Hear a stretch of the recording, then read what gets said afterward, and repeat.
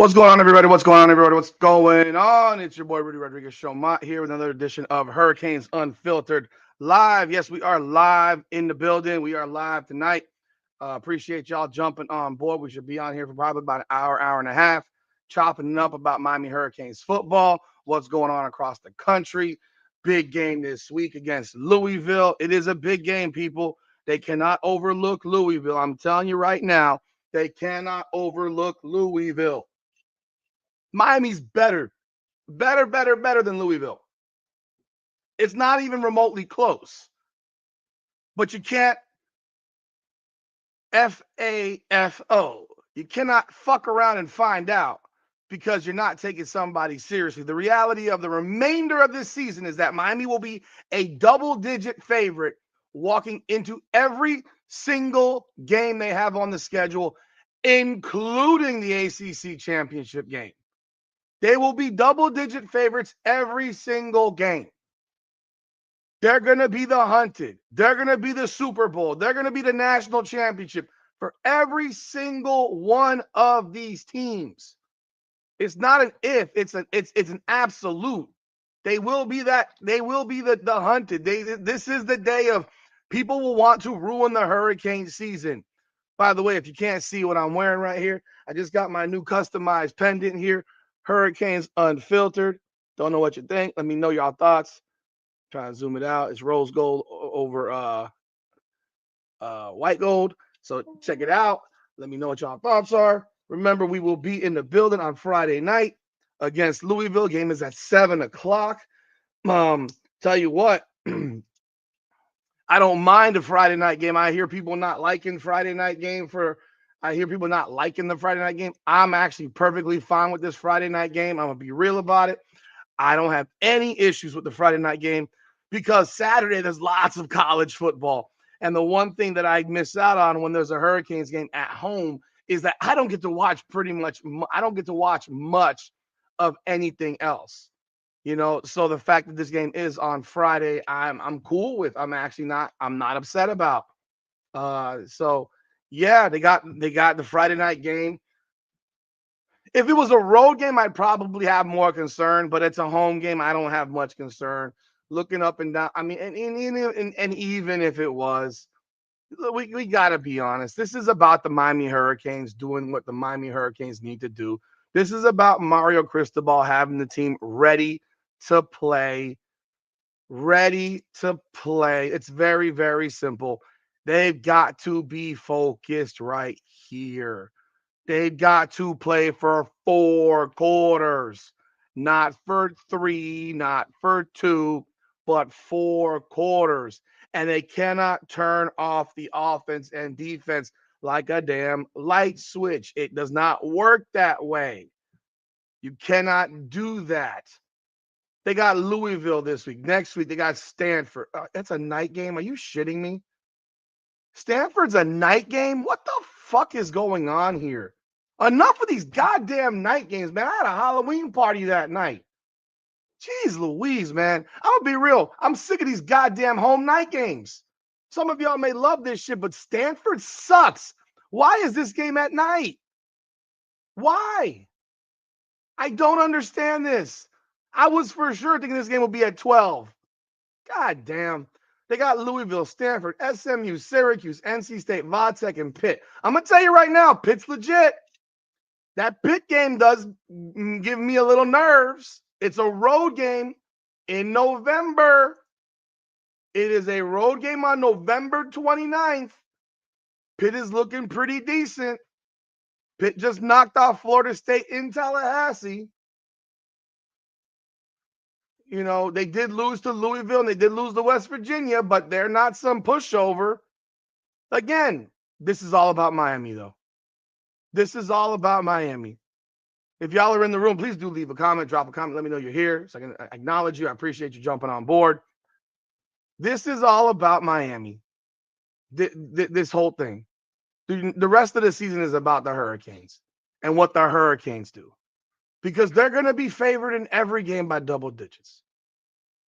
And it starts this weekend against Louisville. You knocked off, you took care of the part of the schedule that you had maybe you had some concerns about. I didn't have tremendous concerns about it, especially after the Notre Dame game and looking at the wide receiver unit and how they performed, which I thought was the one sizable question about the team.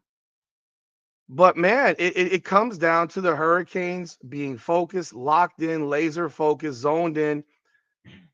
You know, okay, that's a thought. There might be night because that's West Coast. I mean, they could play at 3:30. It'll be a noon game for Stanford. 7 p.m. is bullshit for Stanford. I hate that. I hate the fact that they're playing it. Jeez Louise, man. I was certain that this would be a day game. Home games are not. I don't think home games are track games, unless you're Florida State. But even their track game was Virginia. That was a road game. I don't look at any of these as trap games really because they're home games. I don't have concerns over the Friday night stuff. Louisville's a good team. Louisville's a good team. There should be no walking in here acting like Louisville can't play football.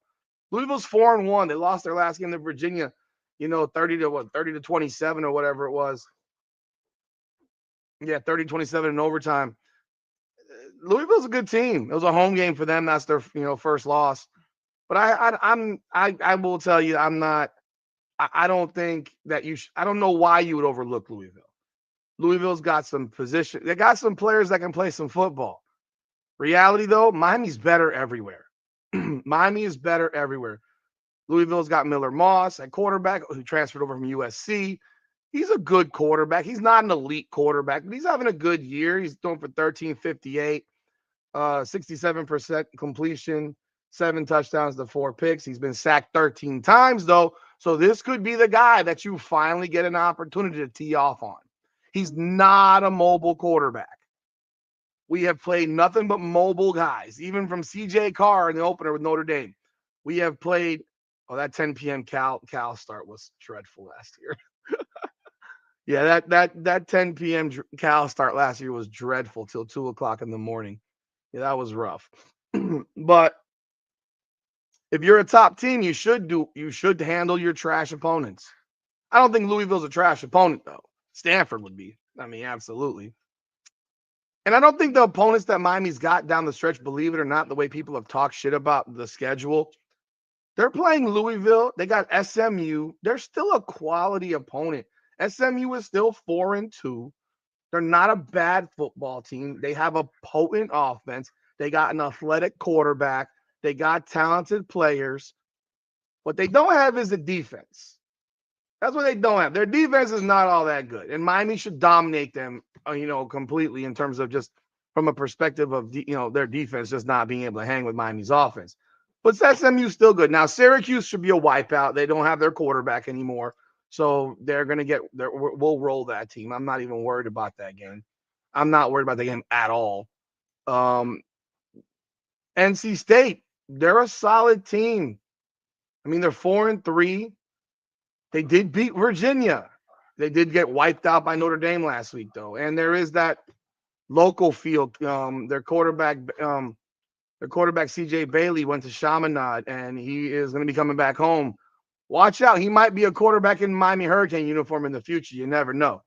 With the way the transfer portal works, he'll be going into his junior season next year. Could he be a guy that Miami looks at right now for next year? Because there was something that I heard on the Nevin Shapiro show, and I do listen to that show. There was something that I heard, and I actually agree with this comment. I agree with the fact that Nevin Shapiro said we might want to really start looking at just recruiting transfer portal quarterbacks. Now, I agree with it to an extent. I agree with it if you're getting guys tipped for more than one season. I think to go quarterback to quarterback to quarterback to quarterback every year can get dangerous. It can get dangerous because you don't know what you're getting. I knew Carson Beck would be solid. Last year, we really didn't know what we were going to get with Cam Ward. We had no true idea because Cam Ward was still a 6-6 quarterback over at Washington State. We didn't know what he truly was. Now we found out he's an incredibly talented guy, and it paid off exceptionally. Mario hit a home run on that one, and he's hit a home run so far with Carson Beck. But C.J. Bailey could be a guy with 2 years left of eligibility. You get a guy for 2 years, not one. So that could be an option right there. There's other quarterbacks out there. Heck, look what's happening in Indiana right now. I mean, for Mendoza, he's playing pretty well for Indiana. And could he come back as a grad transfer and want to come to Miami? That's a possibility. I would probably lean more towards CJ Bailey simply because he's got a couple of years. So I think it does get a little dangerous, but Mendoza's looking good with Indiana. So that's just came up because I'm looking at the games that are being played. We got NC State still, and they're going to be a solid opponent. It's a home game, but then we finish off at Virginia Tech and at Pitt. Virginia Tech is not that good, but their stadium's always a bit of a headache to play in. But they're 2-5. I would be flabbergasted if Miami didn't wipe the floor with them. Defensively, Miami will wipe the floor with them, and then finally Pitt. But these are not. So what I'm saying is these aren't bad opponents that you should just go to sleep. Like these aren't bad opponents. Like this isn't like you're playing, Boston College and North Carolina, who's a fucking train wreck. Who else? Wake Forest. This isn't that. Like Pitt's a solid team. Vatek is always a tough environment. NC State's a solid team. And I know when people make these comparisons to the SEC schedules and stuff like that, man, I don't buy that fucking hype. I don't buy the SEC hype ever. I'm so sick of the SEC hype. It just exhausts me. It's like they get the benefit of the doubt over and over and over and over and over again. Lose a game, drop one spot. Win a game, jump 3 spots. Lose to Florida State and opener by 14, get skull drug. You'd only drop to like the mid-teens. Win a few games over some other SEC teams, and now you're ranked number 3 or 4. You're ranked 4th in the country again. Like, get the fuck out of here. This is ridiculous. They're 6th. They're 6th. I mean, Ole Miss barely gets by Washington State this past week, and they're still ranked 5th. They only drop 1 spot. Let Miami have a game like that. They probably drop 4 spots.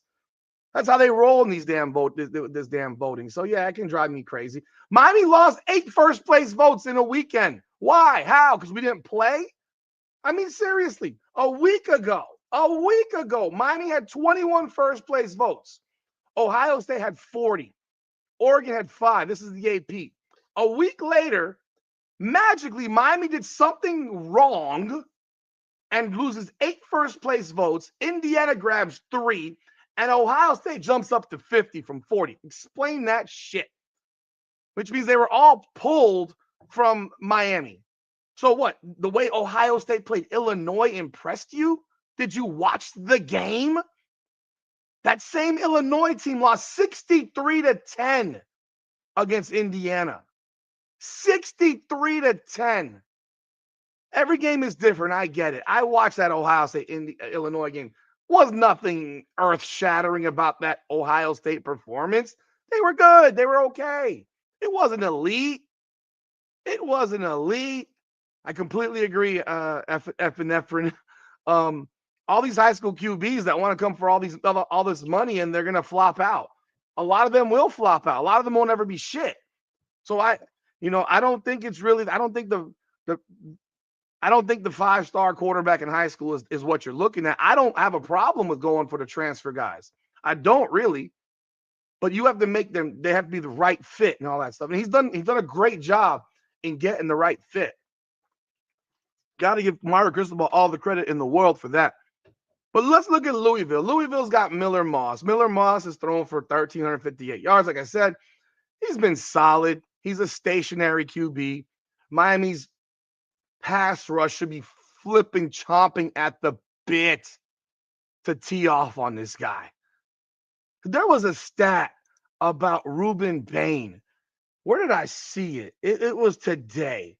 There was a stat I saw on Ruben Bain where this guy is on pace to have. First off, he's actually, for one, the first thing is he's actually now being projected as the number 1 pick in the draft. That's the first thing. He's now currently being projected as number 1 pick in the draft, which is great. I love it. But let me see here. It says right here, he's reportedly the early favorite among some NFL scouts to be the first overall pick. One NFL scout even reportedly believes Bain is a better overall prospect than Abdul Carter, the Giants D end. For reference, Abdul Carter had averaged 38 pressures and 24 hurries per season. Bain is currently on pace this season to finish with 75 plus pressures and 60 plus hurries. NFL GMs and scouts are reportedly enamored with Bain's run defense as well. I mean, this guy was built in a lab. Seriously, he really was. He was built in a damn lab. It's awesome to see it, man. I'm very happy that they recognize this dude. But he's gonna have a field day. Him and Akeem Mesidor, I expect to have an absolute field day. By the way, welcome aboard, Luke, Duke, Lester, 1 milligram epinephrine, Prime Time, Mason. Appreciate y'all jumping on board. And it's wild, man, because I think he's gonna have a freaking. I think I would be surprised if Ruben Bain doesn't get at least 2 sacks against Miller Moss. Miller, I would be shocked if he doesn't. Lester, built in the lab is a it's I don't know if you're messing with me right now. Built in the lab is like it's not serious. Okay, it's not serious. By the way, I have a new DSLR camera, a DLSR, whatever it's called, where it that's why the picture's so much more clear. I don't know if y'all have noticed it, but it does do a shutter every 30 minutes, which is a little bit irritating. So if it freezes for a second, and that's the reason why. Now they have a running back, Isaac Brown, who's out of Homestead High School in South Florida. 46 carries, 334 yards. He's a 4.3 runner. He's a speed demon, from what I'm told, what I heard. Because Keyshawn Brown, 25 carries, 126 yards.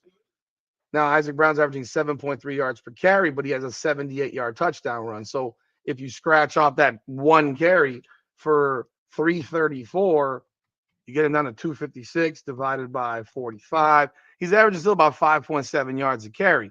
So he's a highly effective back right there. And it's definitely it's funny. The camera, by the way, it blurs out the back, but it has me like crystal clear here. It's wild. And yeah, Miami's got to stop the run naturally, but this is a team that I think throws the ball probably as much as it runs it. If not, maybe throws it a little bit more than it runs it. And their coach, uh, the coach Jeff Brom, I believe, right? Yeah, Jeff Brom. I mean, this guy is a guy that has always typically has a pretty good offense, and Louisville's always given Miami some fits, some irritation, and last year was a shootout up at Louisville. That Miami won 52-45, but Miami was up 52-38 in the fourth quarter, and Louisville scored a late touchdown to make it 52-45. It was a nip and tuck game in terms of it was a close game for most of it until Miami pulled away. But they're gonna have some. This is gonna be a test for the defensive backs. They're gonna see some opportunities again. They're gonna see some opportunities. Chris Bell has 35 catches, 502 yards. He is 6'2", 220 pounds. That's a big, big target. 4 touchdowns. He's solid wide receiver. Cullen Lacey is their number 2. He's 5'10", 190, 27 catches, 287 yards. More of a short type of target. He had a great 2023 with 91 catches. I'm guessing the guy was hurt last year. I can only presume that. I haven't looked it up. I'll be honest. Let me see if I can see something here in the bottom. No, nothing here. He went to University of Southern Alabama where he had 91 catches though. So maybe he wasn't hurt. Maybe he just couldn't crack the depth chart. I'm not sure. I'm not an expert on Louisville. Now I have listened to some Louisville podcasters who are picking Miami to win. They're in hope mode. They're in hope mode of Louisville keeping it close, and they throw out all these numbers how Louisville statistically, offensively is better than Miami, that Miller Moss is throwing for more yards than Carson Beck, blase, that their number one receiver has more catches. I don't give a shit. Like, stop it. Like, you're grasping at straws. You're absolutely grasping at straws. So I do think that, overall, this offense is solid and they're going to present some challenges. But this comes down to Miami's focus, attention to detail, discipline. Don't commit dumb penalties. For Christ's sakes, For Christ's sakes, can Dylan Joyce flip the field on punts? I really need to see that. I'd rather never punt though. So if they do have to punt, I want that man to flip the field. He's got to do that. The outside of that, that's Louisville, bro. I expect Miami to beat the brakes off Louisville. I'm gonna be real. This team, I'm not gonna say they completely remind me of 2001. They don't because they're different. But there's a certain level of dominance. And I think if you Mario, please do not turn the gas off. Do not pump the brakes. Do not put your team in a situation where they're up big and then you kind of let another team back in the game. There's a lot of people that think that Florida State game was close. That game wasn't close. That was a wipeout. That was a wipeout that you allowed to become close unnecessarily. So, right now, I think Miami's going to win this game comfortably. Comfortably. And I really want the Hurricane fans to make sure that they're there. It is a 7:00 Friday night start. Hurricanes fans are typically late arriving crowd. It's a work night. Traffic in Miami is a flipping nightmare. We all know this. I mean, for me, just to myself, I'm going to have to leave my house at 4:00 in the afternoon because it is rush hour traffic on a Friday. I have to get there before, kickoff, obviously, covering the game as well. But it's one of those things where you got to get there early, man. Be on time for this game. Be sitting in your seats. Be ready to make noise. The noise matters, man. These players feed off that shit.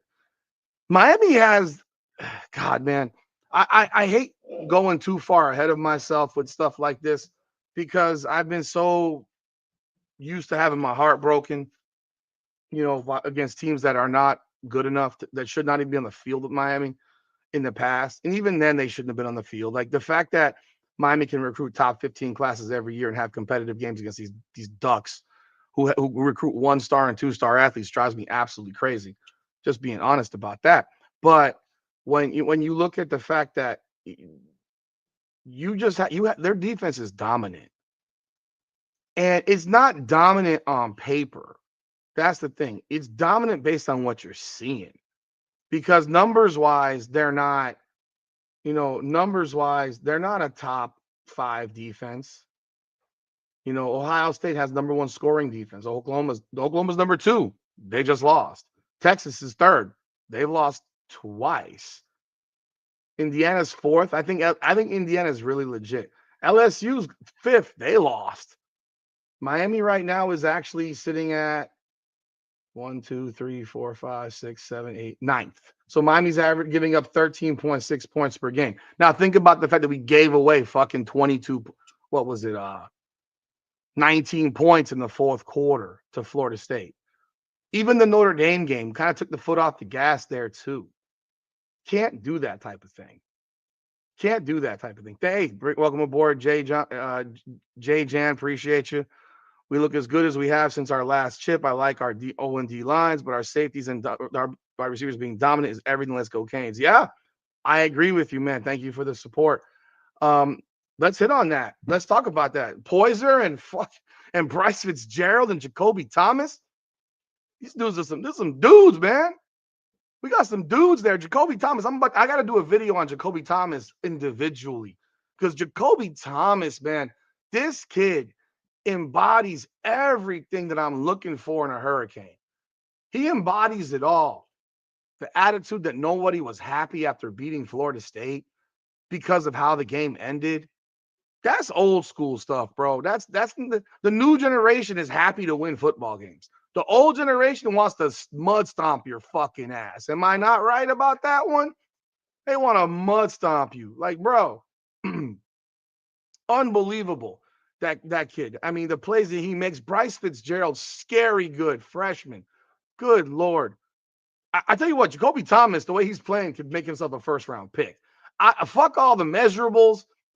Homeboy is a player. Homeboy is an absolute player. And hell, he's 6'2", 200 pounds, man. So he's not small either. He's not some 5'9", 5'10 DB. This dude is 6'2", 200.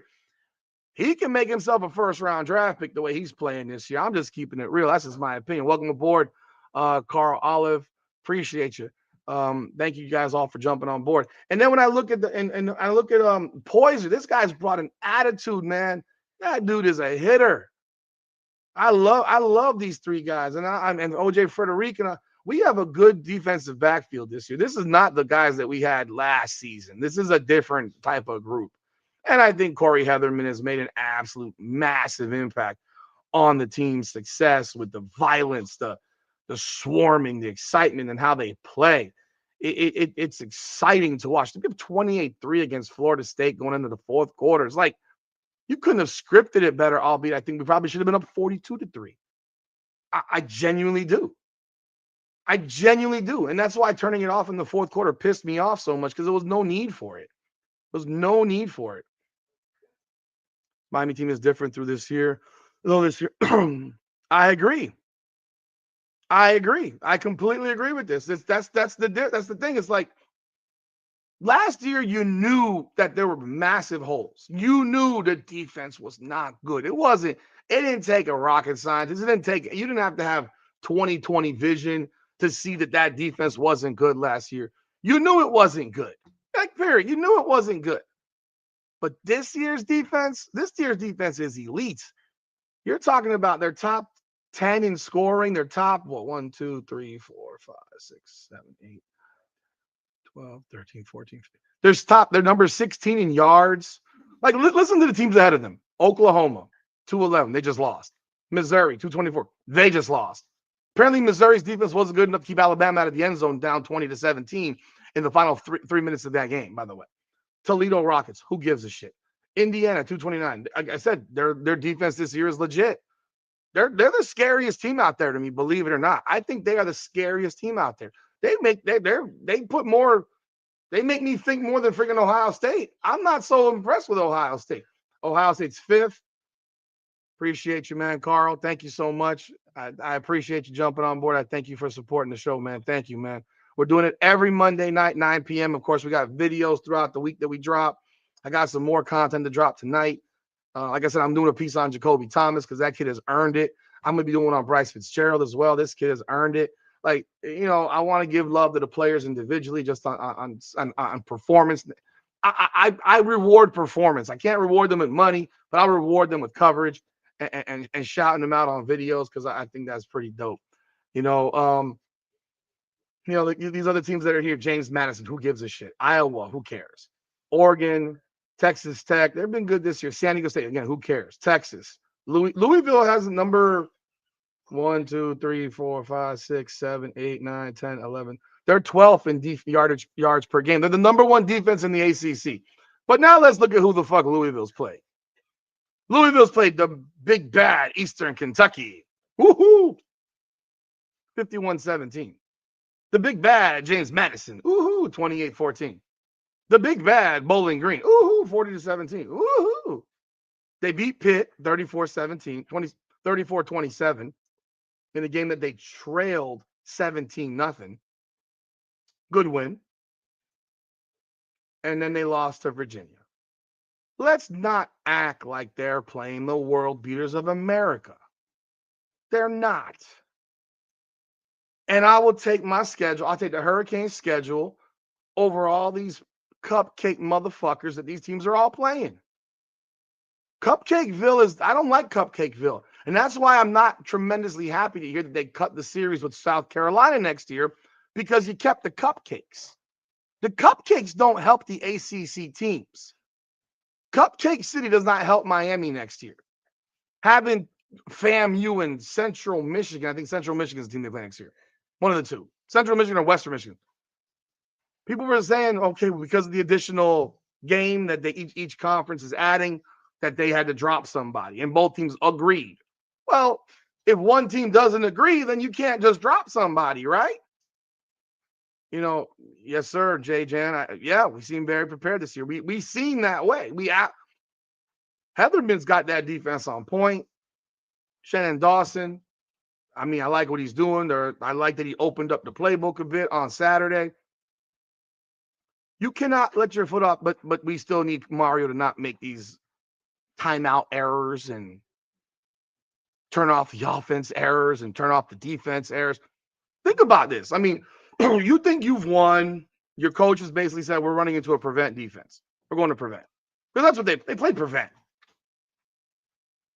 And what? And now you want me to now all of a sudden when I'm chilling, you want me to now flip it back on and go blitzing, go playing press coverage? You took me off the day. I've basically been in a jog now for the last 20 minutes. And now you want me to do all this other stuff. It's a little bit much. It's a bit much for me. So keep it on, the gas on the entire game. Keep the gas on the entire game. Louisville ain't played nobody. Louisville ain't played nobody. Nobody. As an ACC team, Miami can't afford to. I think all that stuff matters. That's why the FSU game pissed me off.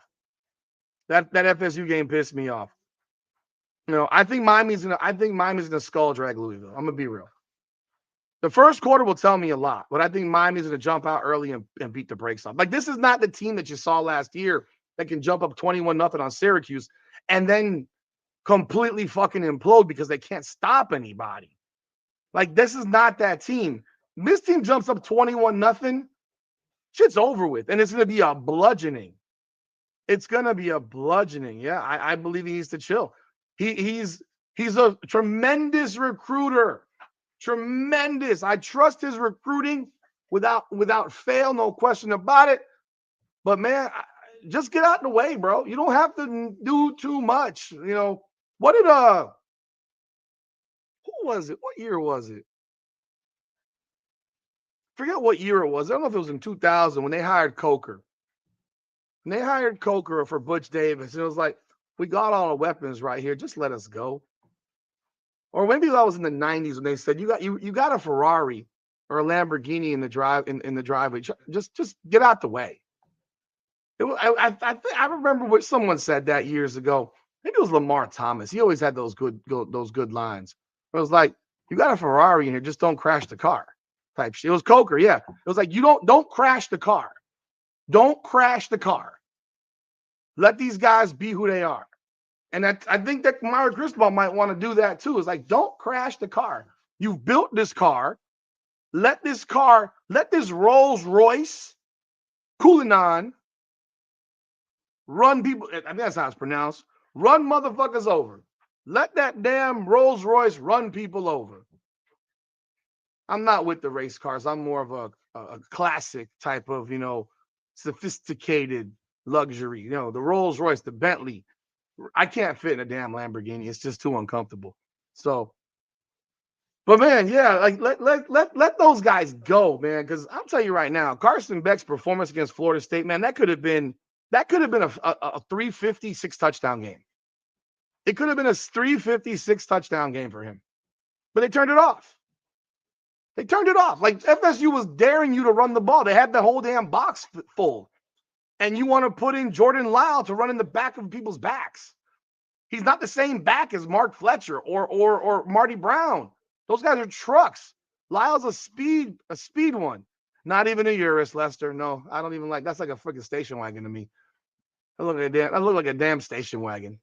I look at Tesla, to be honest. I look like a Tesla Model X or whatever it is. Model Y. Yeah, I'm not a huge fan of those. Give me a Rolls Royce Cullinan. That's the car that I want. I mean, when anyone wants to donate a $500,000 car to me, I'm gladly take that donation. Not a problem. Not a problem. But just let them go. Let them be. Let them do what they do. Let them do what they do. Carson Beck, let this man throw the ball. Let these guys go. Now, I do want to see Jordan Lyle play. I want to see this guy get the ball in space. I want him to get some pitches and tosses and all that shit. Give him the ball in space. I want to see more big playmaking. I want to see all of that. And I loved what I saw against Florida State for 3 quarters. The fourth quarter, I did not enjoy. I don't think any of us enjoyed it. It was stupid because to watch Pittsburgh beat up FSU in the fourth quarter on their home field because they still had a close game. Well, yeah, they weren't letting their foot off the gas. They were not going to let their foot off the gas. They were coming for that. They were coming for that ass. I mean, seriously, they were coming for that ass. They were, and they dominated FSU in the fourth quarter. So, yeah, I'm loving what I'm seeing from the Hurricanes. I expect to have a big performance this Friday night. after having a bye week. I think these guys are going to be ready to go. I will be posting up the interviews with the press conference stuff with Mario, Corey Heatherman, and Shannon Dawson this evening. So you'll have that jumping on tomorrow morning. But let me see, this is about Miami versus Miami. It's always been about Miami versus. Right now, this is Miami versus Miami. They've been hearing the noise. They've been seeing the press clippings. They know that they're being talked about. They know what they're doing. Like Ruben Bain knows who he is. And Ruben Bain is like a damn cyborg. FSU could end up with another losing record. It is a possibility. And I'm going to be real. I don't want that to happen. I don't want that to happen because we have to consider the fact that these wins need to matter. Like the win has to matter. So they end up going 6-6. Okay, you beat a 6-6 team up 28-22. Florida, I don't want them to get blown out by freaking Texas A&M. And I don't like these teams. But it helps us if they're good because then it looks better for us. Because you know what these people want to do to us? They want to kick us out. They don't want us in the party.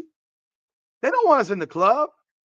We scare them. They kept us out of the club last year on some bullshit because we lost the game. We lost to a good Syracuse team.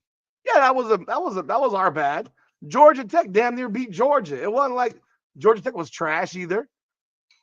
A 10-2 team with the most dynamic offense in the country. You don't want those guys in the playoffs? Like, you don't want those guys in the playoffs? Who gives a shit if their defense can't stop a parked car? Who cares?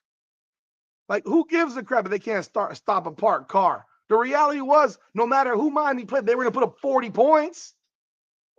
They were going to put up 40 points last year, 40, 45 points like clockwork.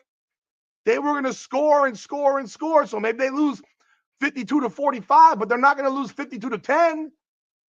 They're not going to look like Boise State did. They're not going to look like SMU did. They're going to look like the Hunter out there. They don't want us in the club. They want us, but they don't. They want us for the name. They don't want us because they know what could happen. Last year, they knew what could happen. Ohio State wins a national championship with 2 losses. 2 losses. And if SMU had not lost to Clemson in the ACC championship, they would have put Alabama in that motherfucker with 3 losses. That's why I don't want to see this damn strength of record, this strength of schedule shit drop. I don't want these guys who are ranked when we play them to drop and not be ranked. And it sounds crazy to some, but for real, I don't want to see that happen. I want to see those guys, when they look at the schedule and say that Miami's got ranked right now, or last week had 3 ranked wins, and this week now they have 2 ranked wins because FSU dropped out of the poll. But now they have a win over Notre Dame, who was ranked in the top 13. I think Notre Dame's ranked 13th. Yeah, Notre Dame plays USC. You think I want Notre Dame to win? In reality, fuck no. I hate Notre Dame. But for purposes of schedule and rank, and having beaten them, it helps Miami if Notre Dame wins and continues to win. So that's what we got for the Hurricanes. I mean, yeah, we got 3. We might have 3. We definitely have 2. We definitely have 2 with Francis and Bain. Bain might be the top pick in the draft. I think with Francis Mongola and Bain, you definitely have 2. Carson Beck is playing his way back into it.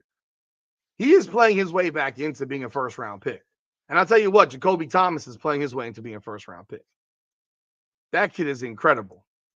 That kid's incredible. What he's doing here has been absolutely sensational. And sometimes it takes 3. Sometimes 3 is a charm.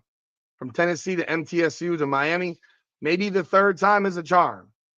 Because he's been absolutely sensational this year for the Miami Hurricanes. No question about it. And his attitude I love his attitude. I love the guy's attitude. Looking at college football around the country, though, last week you saw what happened with Indiana and Oregon. Indiana with the big win over Oregon.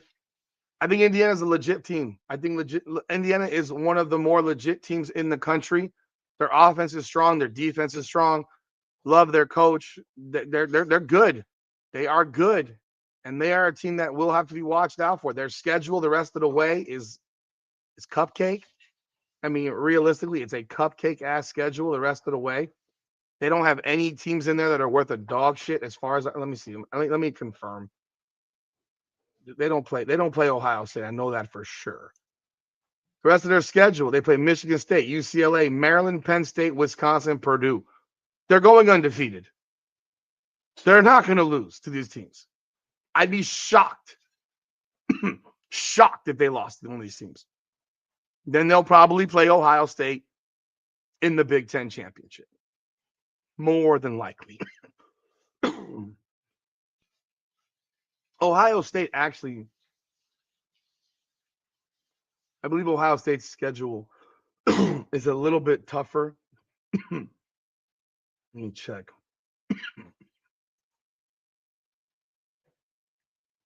Not really. Not really. They play Wisconsin, Penn State, Purdue, UCLA, Rutgers. Now they got to go to Michigan. Michigan's giving them problems. I don't think Michigan's that good, but Michigan beat them last year. So, and this one's back in Ann Arbor. So that could be the one game that they lose. I don't see them losing to anybody else in that schedule. I don't find that schedule to be very tough. And at the end of the year, Ohio State will have played one ranked team. One. There'll only be one team at the end of the year that's ranked when the season ends for Ohio State, and it'll be Texas. Texas drops out after losing to Florida, but then jumps back in because they beat Oklahoma. Oklahoma's not that good. They're not that good, and Mateer coming off of a wrist problem.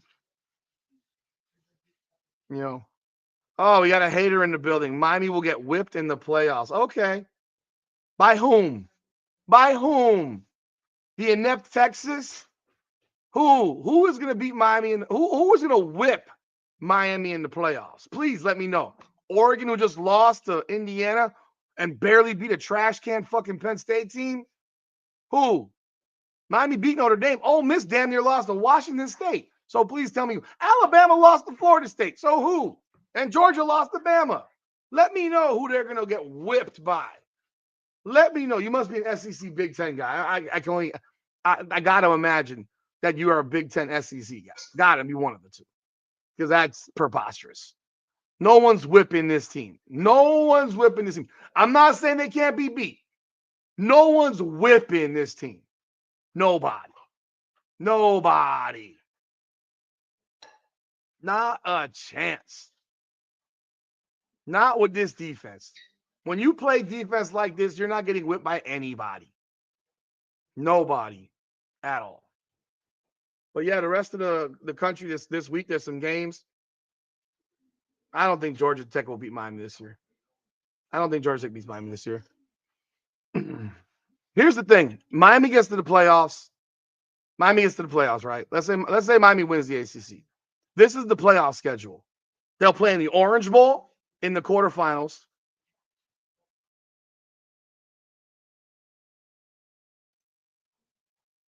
Sorry about that. I have noise on my side of kids who won't shut the freaking hell up. So they got the Orange Bowl in the quarterfinal. Orange Bowl. That's a home game. Then they got to travel for a semifinal game, neutral site game. And then they'll play the national championship at the Hard Rock. This shit has been built for the Hurricanes to win this year. It's literally been created for the Miami Hurricanes to win a national championship this year. I don't think Mario called. I think Mario has learned his lesson. I hope he's learned his lesson because you cannot play the fourth quarter like that. You got to play a full 60 minutes. Got to play a full 60 minutes.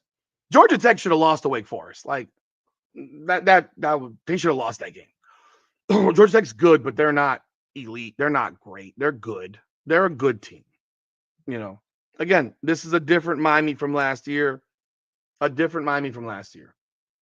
Now, looking at the rest of the schedule this week, there's some big games on tap, which actually excites me because when I get the opportunity to watch other teams play, that's why here's the thing.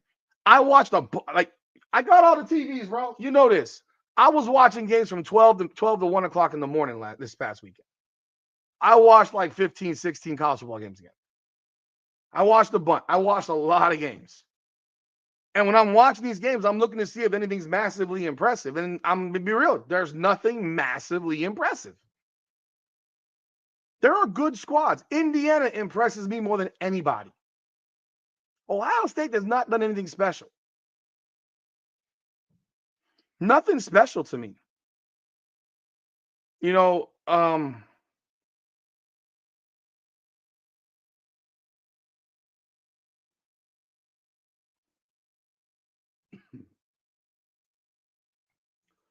better defensive coordinator this year. Georgia Tech QB won't be running 15 times a game like he does against other teams. He may try, but this group of Hurricanes on defense will take his ass out. Like, this isn't last year's defense. This defense is different. This defense has been very, very disciplined. And I think discipline goes a long way when you're playing an offense like Georgia Tech. If you're disciplined, you beat them. You're going to beat them. And again, it would be in the ACC championship. There's no guarantee it's even going to happen. There's no guarantee it's even going to happen. It could still end up being Virginia. You don't know. We don't know. We have 6 games left. Hell, I would have told you a few weeks ago that Duke had no chance against Georgia Tech. Well, Duke plays Georgia Tech on Saturday at 12. They're at home. They're actually a 1.5 point favorite, which should tell you that Georgia Tech isn't getting the love that they may think they have earned, because Georgia Tech's wins come against Colorado 27-20 wasn't that impressive. Colorado's not very good. Gardner-Webb. Clemson is not very good. I think we've all seen that. Temple is Temple. Wake Forest is Wake Forest. And they should have lost that game. A badly missed call on an offsides. The game was over. And Virginia Tech is not very good this year.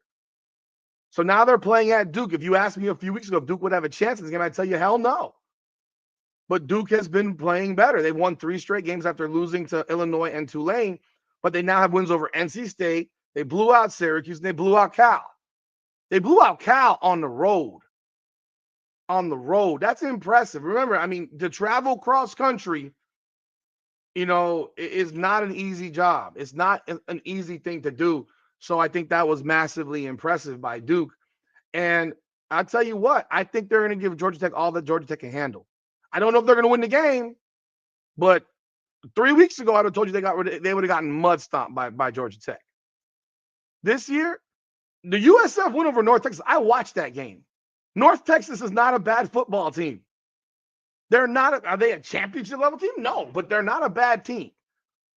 And they beat the stuffing out of, they put up, 63-36?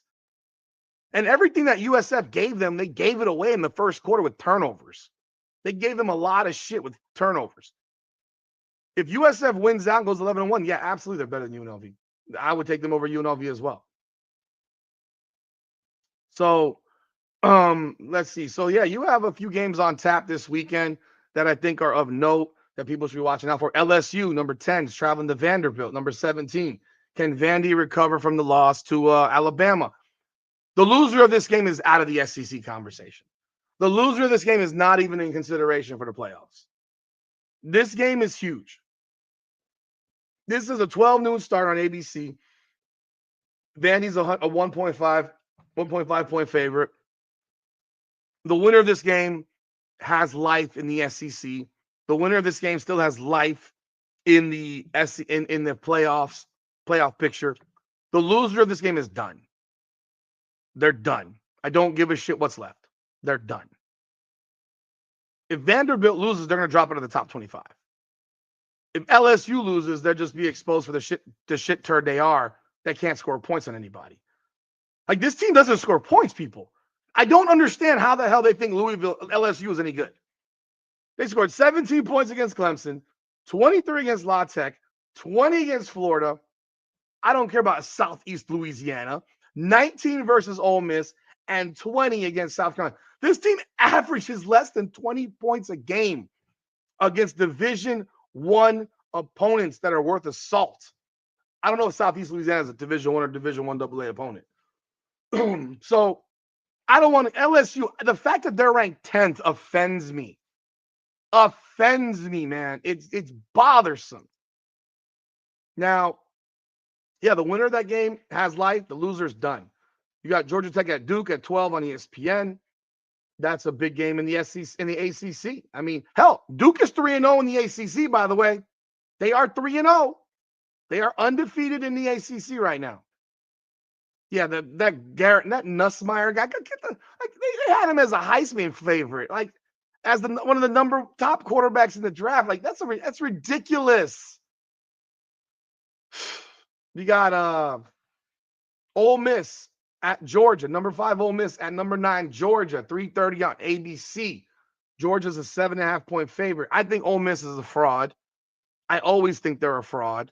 I think Lane Kiffin's teams will always find ways to lose games. They should have lost last week to a bad Washington State team. They escaped. I think Georgia puts a beat down on those guys.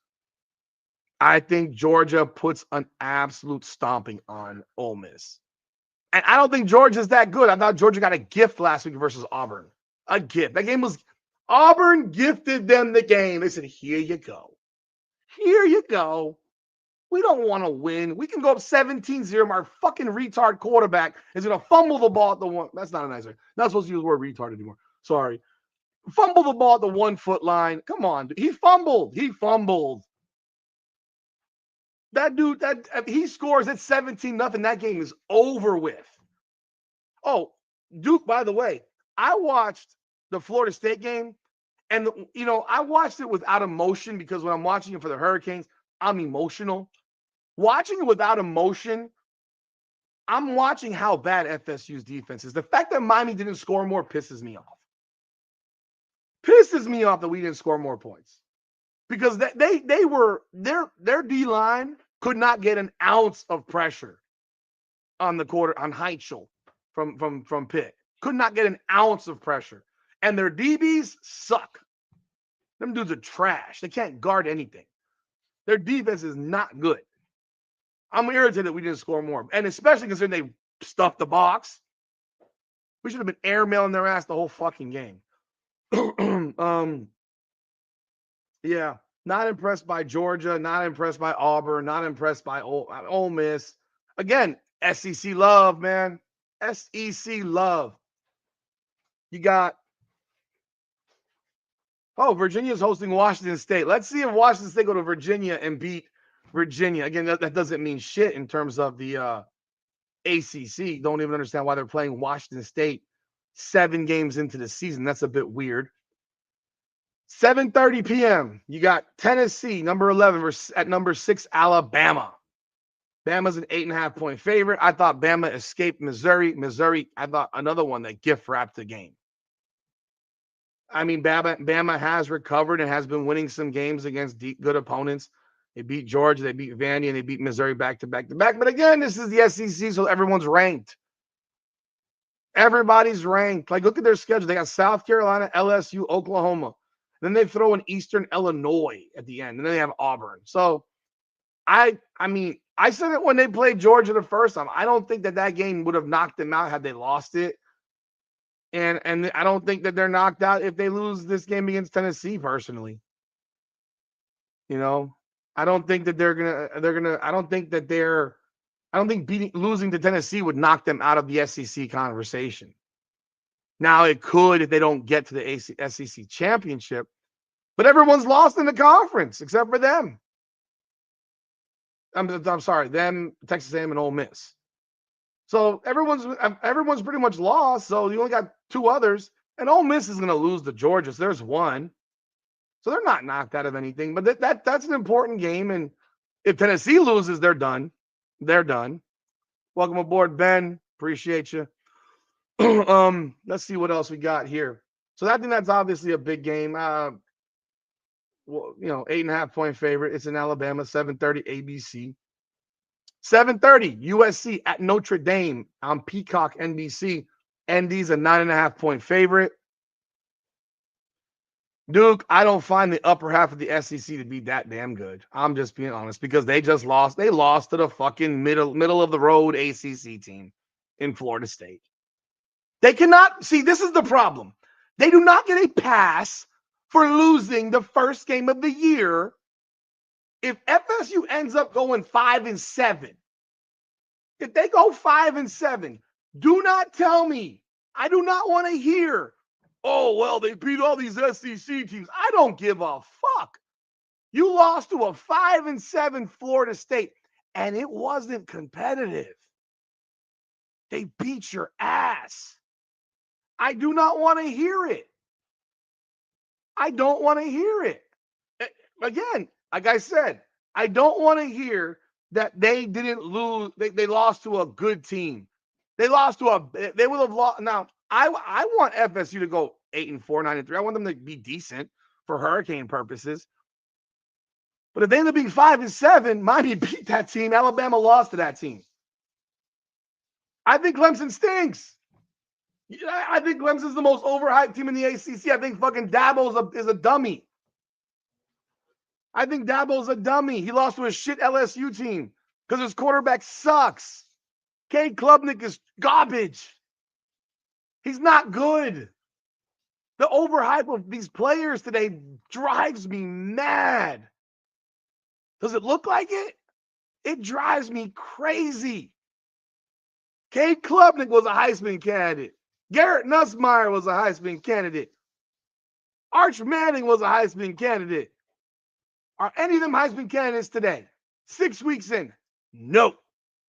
None of them are. None of them are. I think the fact that they have Ty Simpson as the leader right now for Heisman, ridiculous. Ridiculous. Ridiculous. Holy crap. Ty Simpson. He's having a good year. He lost to Florida State. 16 touchdowns, the one pick, man. Good job, man. Good job, bro. You lost to Florida State, brother. You lost to Florida State. And Florida State might not be a mid-level ACC. It might be a bad ACC team at the end of the year at this rate. You never know. You never know.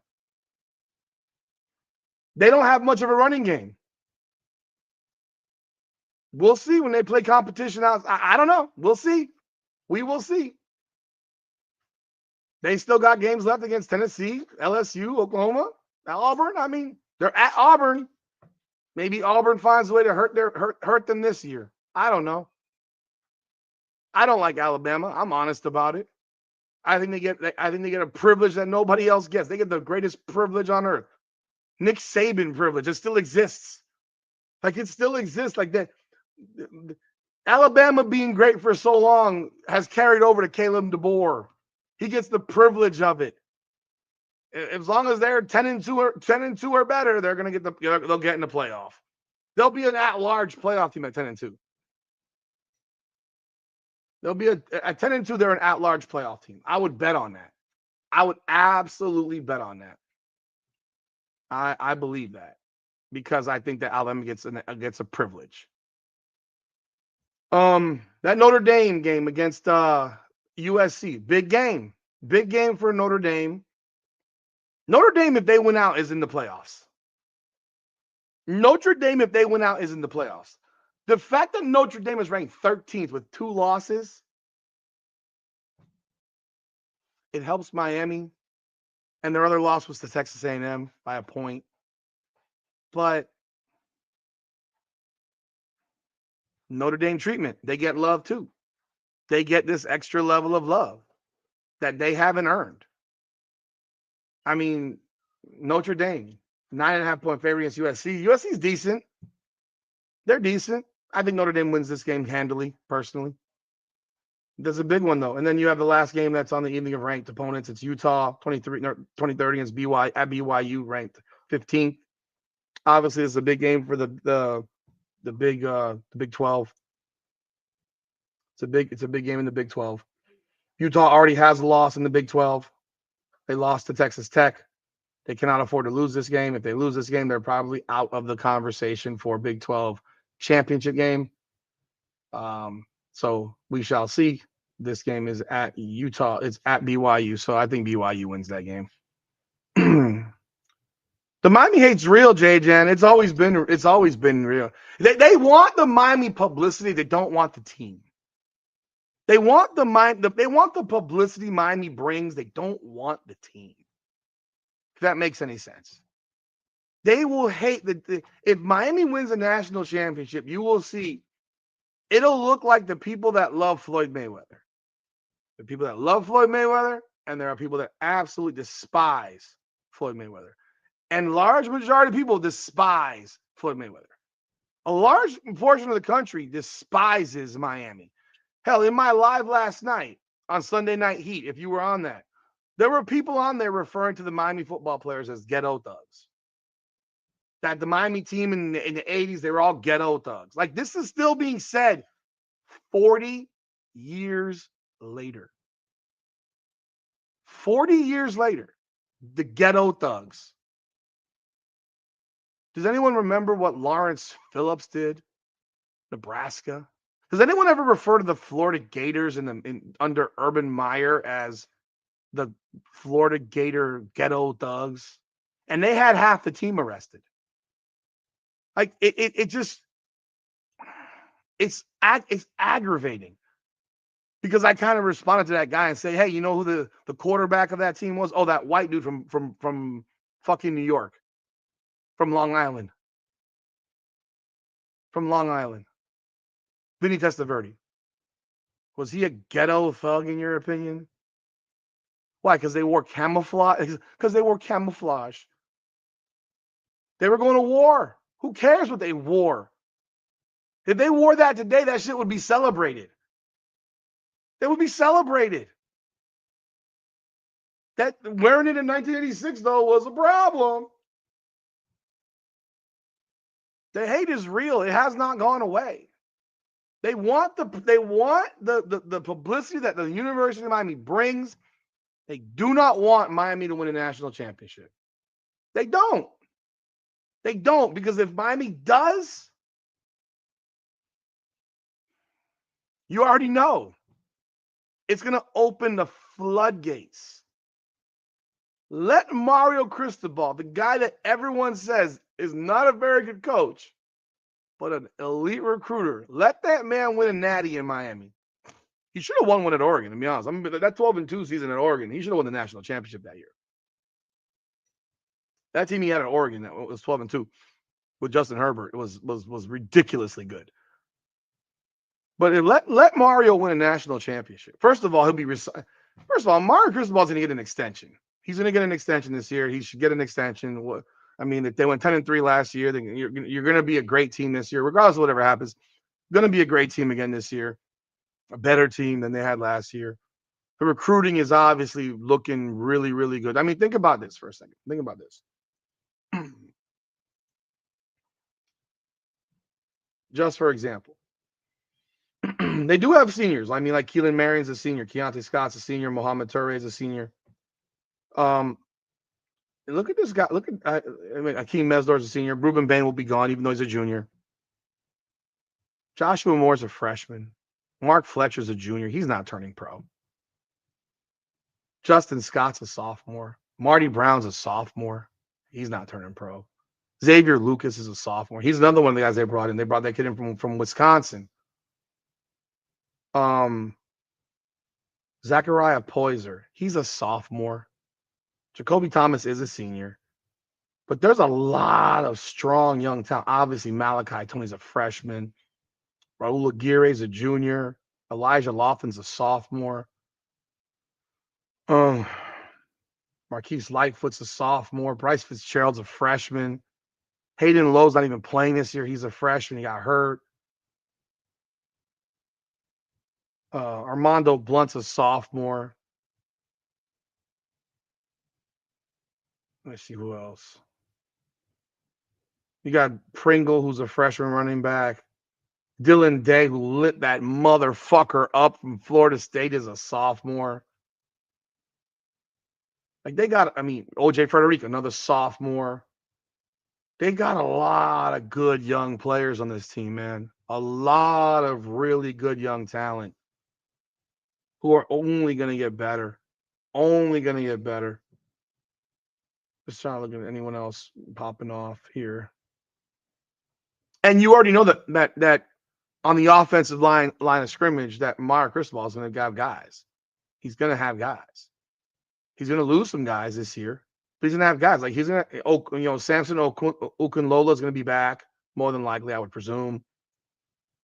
Markel Bell's a senior. Inez Cooper's a senior. They're going to lose a bunch of guys in the O line, but you know that line's going to be stocked up. He's going to stock that lineup. You got let's see what else you got here. Yeah, I mean, yeah, hell, even Ahmad Moten, he's only a redshirt junior. He could be back. You got a lot of talented players in this team, man. It's gonna be it's serious. It's some serious shit. Let that man win a national championship this year.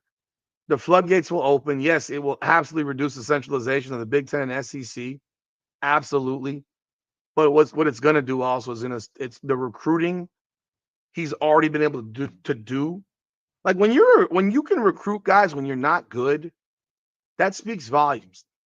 For a guy who can recruit guys when they're not good, now watch what the man can recruit when they are good.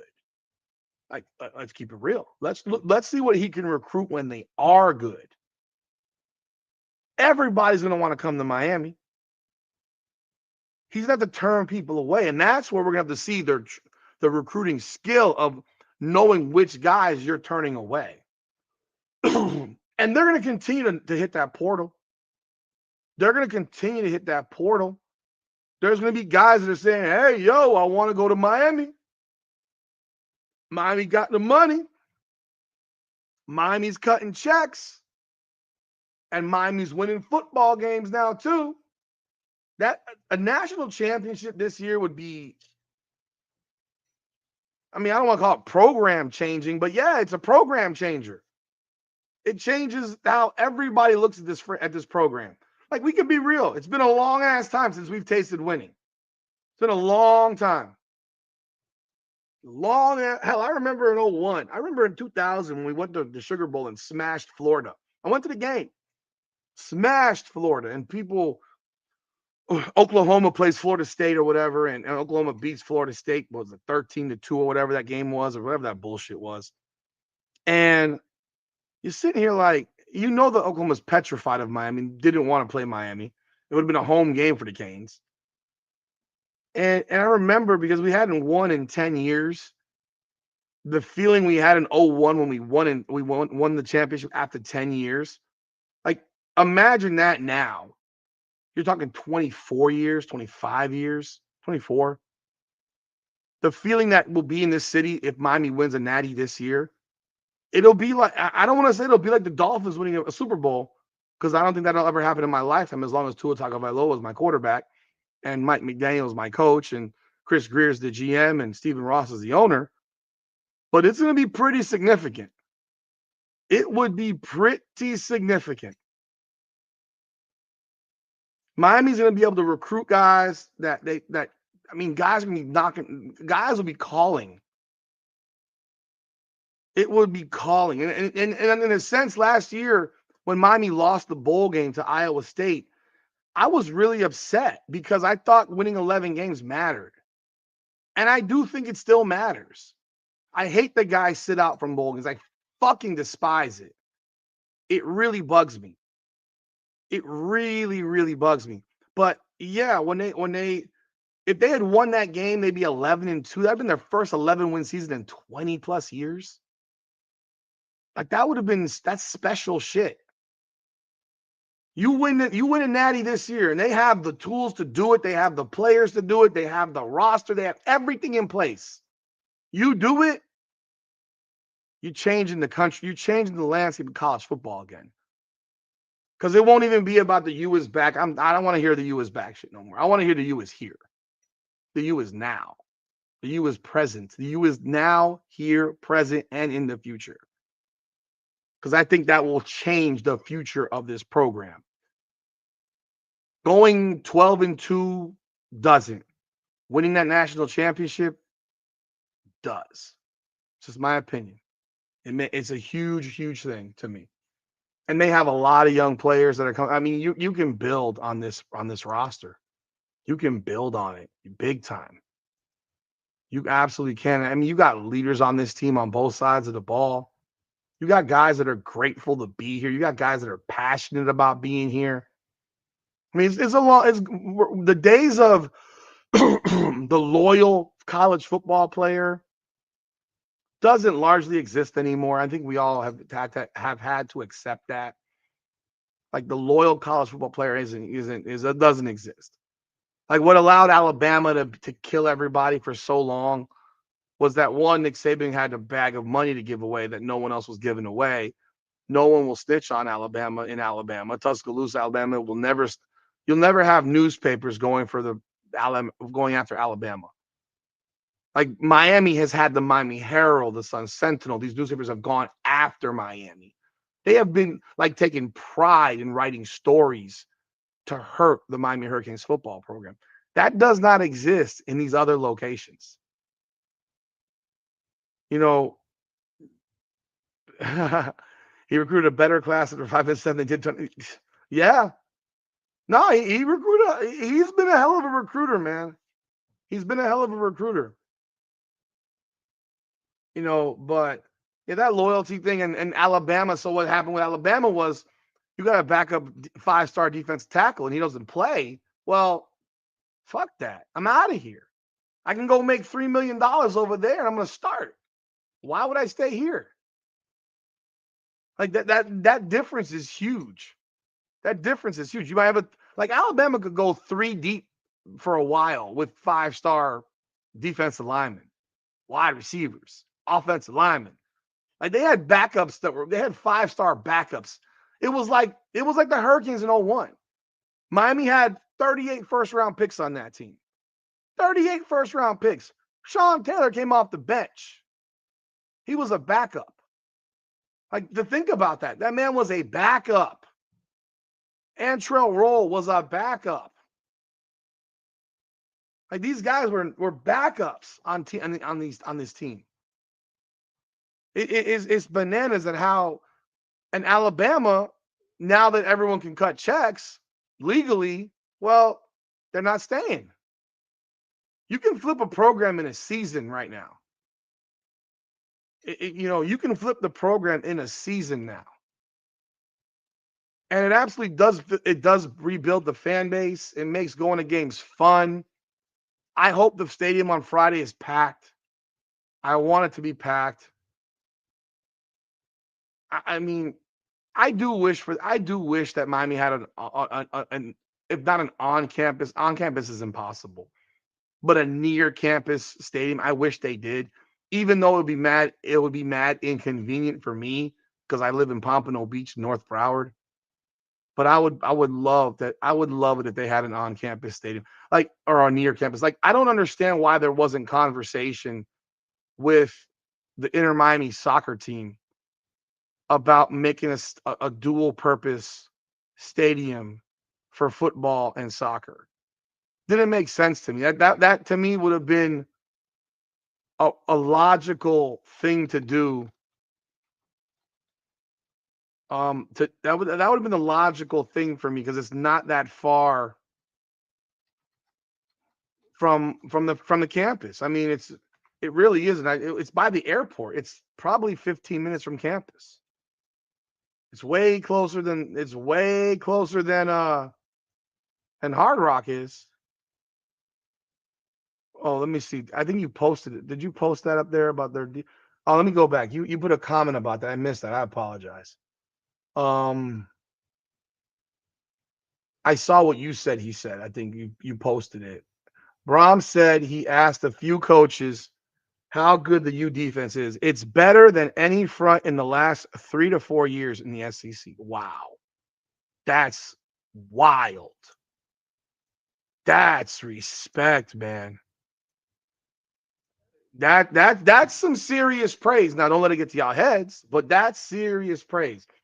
That's big time. That's big time.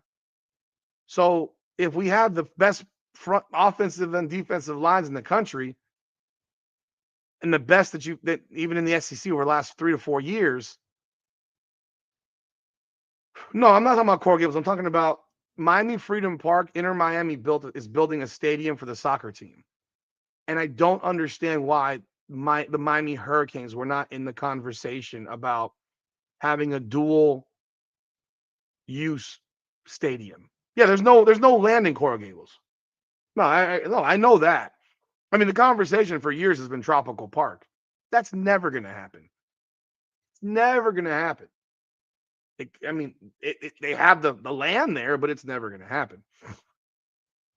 But building a stadium for a soccer team that already has a stadium right now, 5 minutes from my house at Lockhart Stadium or whatever they call it now, what used to be Lockhart for high school football. Like, they don't need another stadium. They wanted it or whatever. They wanted to be in Miami. They built a 25,000 seat stadium for Inter Miami. Like, they could have built a 50 to 60,000 seat stadium. 50 to 60,000 capacity stadium. First off, you make the stadium very, very you make the stadium, what's the word? Was it comfortable? You make it very, I don't know I'm trying to think of the word is. I think Miami should have been involved in. That's all I'm saying. I think Miami should have had conversations because Argentina sure as shit played at the Hard Rock last week. Argentina played at the Hard Rock last week. They have put in multiple soccer games at the Hard Rock. And I think that you have a dual purpose. Again, the city of Miami put money into this thing. The city of Miami actually voted for this thing. This wasn't some shit where Inter Miami got it for free. The city of Miami gave up a full park for this thing. You could have easily make this a 50 to 60,000 seat stadium, and real shit. And the Miami Hurricanes could have had used it as a home field, and that would be 10 minutes, 15 minutes from campus. I hate Hard Rock. I'm gonna be real. I don't like Hard Rock. I grew up in the Orange Bowl. I grew up where you hitting the damn bleachers, and the place rumbles. Now, if you're hitting the damn hitting the floor, you can break your ankles because it's concrete. I can't stand Hard Rock. I don't like the stadium. I don't like the location of it. I don't like anything. I don't like anything about the Hard Rock. On top of the fact that you didn't build a dome. You didn't put a retractable roof up there. The fact that they ever got to play in the rain is crazy. The fact that most of these first games of the season, we've had rain delays or rain when the game started, it's crazy. The Marlins built a stadium with a roof. Why wouldn't you put a roof on a stadium in Miami where it's freaking raining all the damn time? It rained for the Notre Dame game. It rained for the Florida game. It rained for the USF game. It rained for every goddamn game. It rained every game. But I think winning a national championship would be absolutely crazy. It would blow the roof off the thing. It would blow the roof off of the recruiting wars. We would dominate in recruiting. Mario Cristobal would have a field. I mean, give a guy who can recruit a 13-0, I'm sorry, a 16-0 or 15-0 team. What? It won't be about how much they can pay you. They'll be asking to come for less. When the OB shook when you were stomping on them on that metal, it was like, is this thing gonna collapse? Is this thing gonna collapse? Bananas. It could be a good home field, but it doesn't create noise. They built it like this. Remember, the Orange Bowl was built like this. It's built to bring the noise in. The Hard Rock is built flat. And I don't know if the roof, see, that's why putting a dome over it would have helped, I think, keep the noise in, make it louder. Some people said it was really, really loud versus Florida. I was there. I don't know that it was that loud. I don't. I sit in the Cornerstone Club. You know. So, yeah. No, a lot of the players got paid to leave the state of Florida, Duke. That's what happened. They were getting broke off a boatload of money. They were being broken off a boatload of money, man. I'm just being honest. A lot of the guys from South Florida went to Alabama and Georgia. Why? Like, why? Because they were being given big checks before NIL happened. Welcome aboard, G. Thank you for jumping in. A roof means an AC. Fuck that. The heat is a big part of whatever home field advantage we have. Okay, I want to post this comment. Bro, it matters if we play at 12. We've played every game at night. Every game's at night. I've been begging for day games because if you play at night, the heat factor disappears. Think about how Notre Dame would have looked if that game was at 12. Because they were beat down at night. If that game had been at 12, Notre Dame would have melted. Notre Dame would have melted. I grew up going to 12 noon Miami, Florida State games. If you were there in 2000, what time was that game at? 12 noon. If you were there for 2021 in Tallahassee, I believe it was at 12 noon. Maybe it was 3:30, but it damn sure wasn't at night. Now we play every goddamn game under the lights. Now every damn game, I don't get home till 1 o'clock in the morning because of it. It's just ridiculous.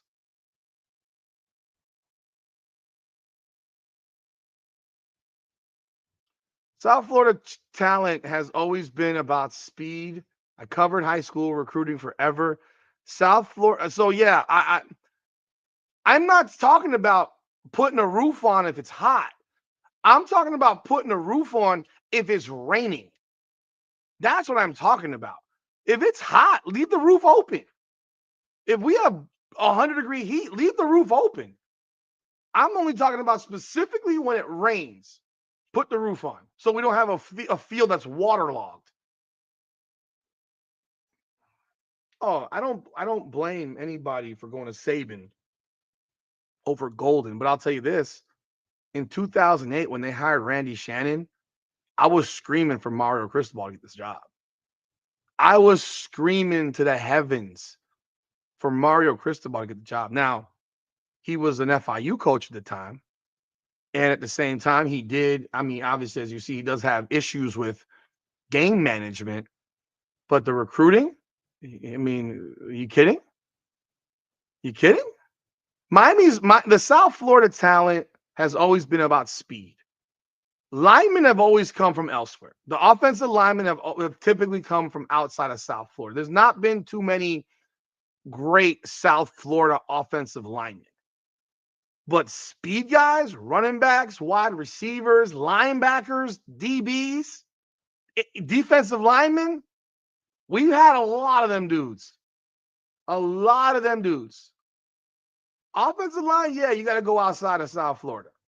There haven't been that many great ones. There have been a few decent ones, not in the line. I mean, yeah, you go back to the 80s and 90s, but I'm talking about like really the 2000s. You know, there's not been a ton of elite offensive linemen down here.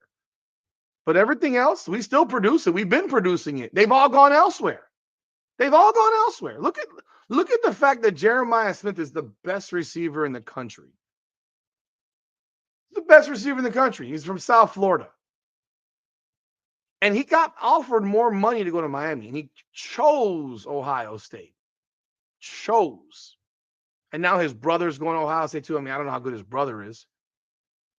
But this is the type of thing. Like, there was a period where Miami was getting the second best guy from every school in South Florida. Like, the best guy was going to Florida State. The best guy was going to Florida. The best guy was going to Bama. The best guy was going to Georgia. And Miami with the second best guy. Look at Dalvin Cook and Joe Yearby. Dalvin Cook goes to Tallahassee. Beats the shit out of us for how many years? We got Joe Yearby. He got fat. He didn't last. There's been a lot of guys like that, situations like that I've covered, where we were getting the second best guy every damn time. It was like, yo, what is the problem here? But this all goes back to who we hired as a coach. We went from Coker and we hired Golden. We went from Coker and we hired Randy Shannon. Randy Shannon wasn't a head coach. Randy Shannon was not a head coach. I think if you hired Mario Cristobal in 2008, he's the coach today. He's still the coach today. You might have dealt with some headaches. If you had hired Mario Cristobal in 2008, he's still coaching today. And Miami is in a different place right now. Because recruiting-wise, he's the best if he's not the best, he's one of the best at it. I don't know what he says I don't know how he makes players feel. He must make them feel like they're the fucking king of the world. And now with a bag of money that he can give them too, because he was doing that shit without a bag of money. Now you can give him, and then look, I said it even after they fired Shannon. I said, please get Mario. They went to Golden. After they fired Golden, I'm like, please get Mario. They went to fucking Manny Diaz. After Manny Diaz, sorry, Mark. No, sorry, Mark. Was it Mark Richt? Sorry, which one was it? Mark Richt, head coaches. It was Golden, Richt, Diaz. If I recall, let me make sure. All right. Yes, Golden, Richt, Diaz. So after Richt, I said after Golden, I was like, get Mario Cristobal. They go to Mark Richt. After Mark Richt, I say, go get Mario Cristobal. They go to Manny Diaz.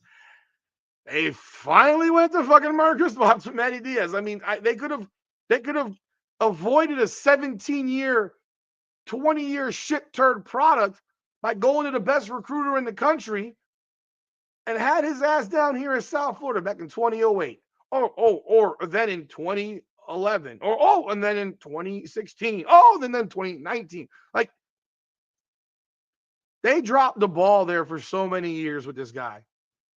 And look, like I said, game situations, and I will tell you, after that Georgia Tech loss a couple of years back where he didn't put his knee down, I was ready to throw that guy in the ocean, bro.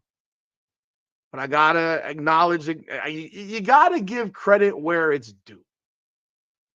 The recruiting of Cam Ward, however they got him, was a home run. I know they weren't willing to put the money. That's what people say.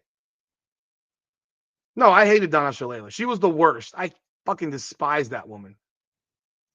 Yeah, I remember. I hated Donna Shalala. I couldn't stand that woman. She's the reason we couldn't get guys into school. She's the reason we couldn't get guys into school. There were guys that were committed to Miami and couldn't go to Miami because they didn't have the grades. But then they ended up at LSU or other places. I mean, I remember Arlington Highsmith went to Miami Central. He was going to Miami.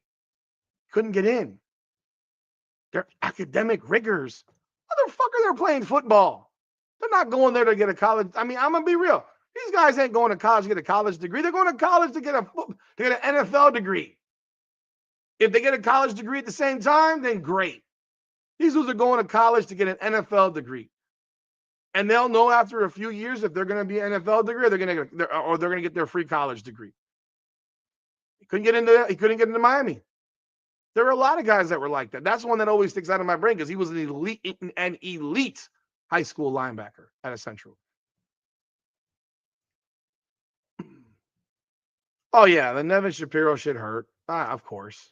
Again, this is just another example of how media has gone after Miami for so many years. Like I said, they want Miami to be in the conversation. They don't want Miami to win. The fact that I got someone in my podcast last night telling me that the Miami Hurricanes are a bunch of ghetto thugs because they wore camouflage in 1986, couldn't even get the damn freaking year right. Like, that shit kind of irritates me because it's like you ignore the fact that so many other teams have had much bigger problems. Much bigger problems. Mario was at FIU, if you don't recall, in 2008. He was at FIU. Mario would have come to Miami. Mario Cristobal would have come to Miami. You got to remember where Mario went. Mario was at FIU until 2012. If they had offered Mario the job in 2008, he'd have come to Miami. There's no question about it. And then he went to Alabama for 3 years as an O-line coach, recruiting coordinator, assistant head coach. You don't think he would have gone to Miami if they offered him the job? He went to Oregon. Miami had the job come open twice. He had the job come open because I remember when he came to Miami for a week and then he went to Bama. People don't know the whole story. They paid him 3 times what Miami was going to pay him. Like this, I actually know. They paid him 3 times what Miami was going to pay him. That's why he went to Bama. That's why he didn't stick in Miami in 2013 when he initially got hired by Golden. But they had multiple opportunities to hire this dude, multiple opportunities. But he went to Bama because they paid him 3 times more. Like, I mean, it was like from like 200 and change to 600 and change. Bye. This is still a business. This is still a business. Is Carson Beck the new Dorsey? I mean, shit, if he is, he could be. I think he's a more skilled player than Dorsey. He has a better arm than Dorsey. I mean, if you go back and look at Dorsey's arm, I love Ken Dorsey. Ken Dorsey is the ultimate winner. The ultimate winner. Hey, Deep Water, I feel you, bro. He would have come to Miami. He would not have stayed at FIU. He would have left FIU for Miami. He would have gotten paid 10 times what he was making at FIU. He would have come to Miami. I know it because I know people that knew him. No, what he learned under Saban is great, but he would have come here way back when. And we suffered for it because he was an ace recruiter back in 2008. He was an elite recruiter then. Dorsey, if you look at Dorsey's ball, it was like a lot of times like a dying bird. It fluttered, but he was the ultimate winner. He knew how to put guys in position. He knew how to play football. Obviously, that didn't translate to the NFL because you do need arm strength. He didn't have the arm strength to fucking dart balls into small holes. But in college, I love Ken Dorsey. But as a quarterback, Carson Beck is bigger. He's stronger. I think he might be an inch shorter, but I think he's bigger. I don't know if Dorsey 6'5" or 6'3". I'm not sure. He throws a better ball. I mean, look at so Dorsey is 6'4", 220. So he's this Dorsey 220. He didn't look 220 to me. Carson Beck is solid. Like Carson Beck is solid. Like that dude is built. He's a big dude, man. Stood right next to that. He's a big dude. There was a throw he made in that game against Florida State. Look, if Malachi Tony had caught it, it would have been an exceptional catch. But Carson Beck dropped that ball right into his arms. If you recall, it was early in the game. Yes, Carson Beck's a big dude. Like Lester, please. That ball came right through Malachi Tony's arms.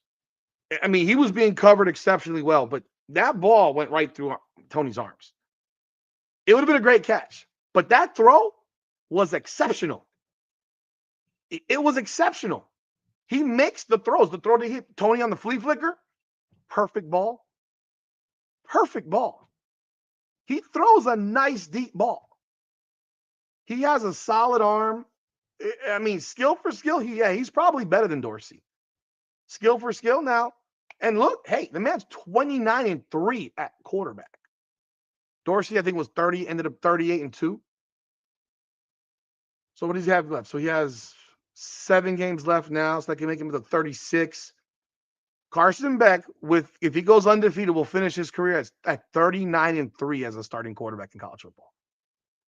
That's fucking incredible. You know what's funny? You bring up Stephen Morris. Stephen Morris, I saw a highlight the other day of that 566-yard game he had against NC State. And I remember, Stephen Morris, when he was here, Stephen Morris had a cannon for an arm. Like, that motherfucker could throw it. He was here at the wrong time. Was he a great quarterback by any means? I'll say no. But he had an absolute rocket launcher. He threw a ball when that highlight was like, you remember, like, he's like, oh my God, I was at that game. And I'm like, he threw the ball in the air 65 yards on a dart. He threw a 65-yard pass on a dart. An absolute bullet. In the air. In the game. Like, guys don't throw 65 yards in the air in the game rolling out. He threw this ball rolling out. He could throw it. Now, I don't think he was the greatest QB Miami's had. And there's all kinds of, I watched him in high school. I was covering high school ball at the time as well. But no, he had a cannon. Like he had an arm. He had an arm. But yeah, 500. I think he had 500 yards in that game, something like that. He had some ridiculous numbers. What did Brad Kaya break that? Who was first, Brad Kaya or Stephen Morris? I'm gonna look it up now. Feels so old. Stephen Morris is only 33 years old, bro. Crazy.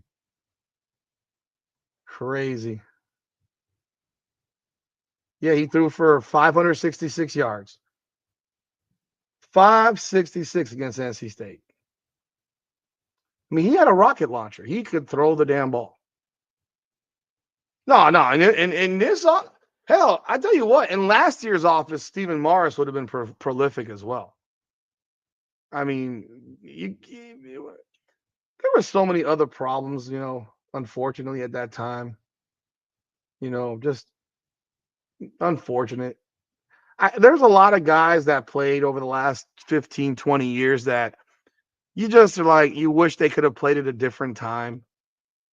But I'll be real, man. Having covered the program, you learn a lot of shit when you're there that people will never know about, that they don't understand. Like, this isn't baseball. It's not baseball. When you have in baseball, you don't have to like each other at all to win, because it's an individualized sport. Realistically, you play the field, you play your position, you hit, you're hitting for yourself, you're not hitting for the next guy. So you don't have to be besties. Kaya was before him. So Brad Kaya was before him. Okay. When the hell was Brad Kaya again? God, it all blends together. When the hell was Brad Kaya? Oh, Brad Kaya was after Stephen Morris. Brad Kaya is 3 years younger than Morris. Brad Kaya was 14, 15, 16. He came after Morris. Because Morris was ended in 13. I'm looking this up. I'm actually looking at it. Kaya came after Morris. But in football and in basketball, teamwork matters. Liking your teammate matters. Understanding your teammate matters. Having belief in your teammate matters. And what do I mean by belief in your teammate? Well, what I mean by belief in your teammate is, do you trust your teammate to keep his assignment? Do you trust that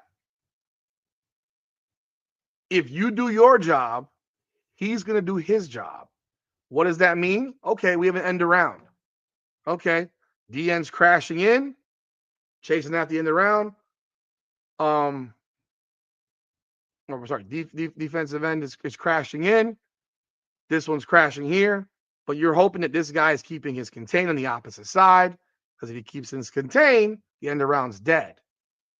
But if the damn guy comes too far in, doesn't keep his assignment, doesn't stay disciplined, well, now no one makes the play, the end around goes around. Or double reverse, or those gimmicky plays. Just being in the right position to make the play, being in the right spot to make the play, and liking your teammate matters. Getting along it matters. What cohesion matters. Like, you can hate the guy hitting in front of you in baseball, but if he's on base and you hit a home run, it's still 2 runs. Him being on base does not affect your ability to hit. But in football, if your weak side linebacker doesn't hold the spot and he's out of position, well, now you give up a touchdown. Or someone over pursues, you gave up a touchdown. So it's one of those things where this team has that. Like, you can see it. They have that cohesion. They have that like. They have that appreciation. They have all of the tools that are necessary to win a national championship. And now it's just a matter of just doing it. And I hope that makes sense to people. Because if I know that my guy is going to do his job, I know I'm going to do my job. But what happens is if you don't trust your guy, and this happens a lot in high school. Man, that motherfucker can't play. Blah, blah, blah, blah, blah. Yeah, he starts, but yeah, he's sorry. That means this guy's running all over the field to make plays. Well, you can't do that in college. You can do that shit in high school. You can't do that in college. I remember Willie Williams. Willie Williams, man, watching him in high school, absolute cyborg. He's a cyborg. If you saw this guy in high school, like you're looking at he's a freak athlete. But what he was used to doing in high school was chasing the ball. He was used to running all over the field. Well, that doesn't work in college. And that's why his career in college was awful. Because he wasn't disciplined as a football player. I had talked to him a million times. He was very nice. I know he had legal problems and all that shit, and he was very nice, but his discipline was terrible. His discipline was terrible. And he played with Kenny Phillips at Carroll City. He played with him at Carroll City. He played at Pace first, went to Carroll City. I mean, the dude was a monster. But if you can't be disciplined, yeah, DJ Williams in high school. DJ Williams was a man amongst boys. If you can't be disciplined, then we're gonna have problems. Like you're gonna have problems. So this team is disciplined. I see it deep water. I see it. The defense is playing with that trust. Like they know. And Poyser and Thomas, huge.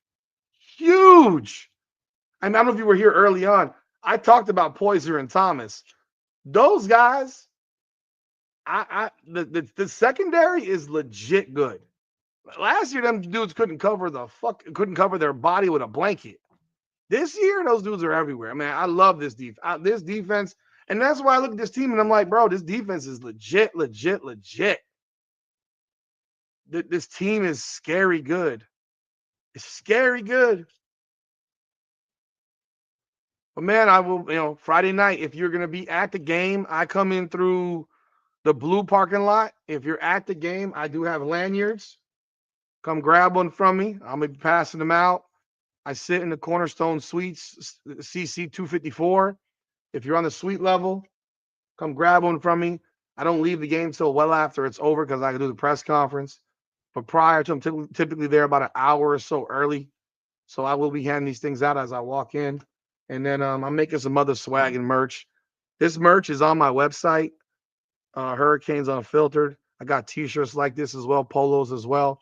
So if you want to get some merch, I do appreciate your support in the channel.